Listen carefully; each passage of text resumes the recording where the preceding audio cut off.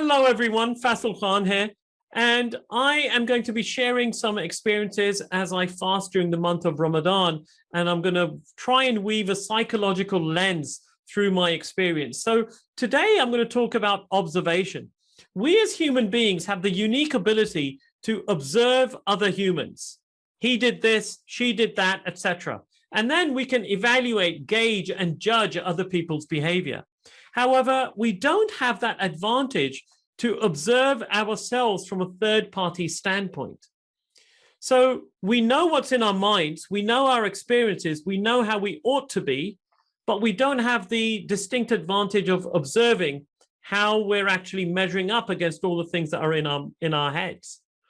And so what I'm finding is the month of Ramadan fasting allows me to take that vantage point of a third party. It's almost like I'm hovering over myself and observing my behavior because I'm in a heightened state of awareness.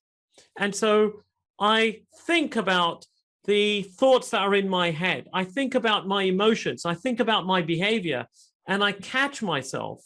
And oftentimes I find myself in this state of disparity where I know what's in my mind. I know how I ought to be. That's all in my mind. This is how I ought to be. But here's where my behavior is.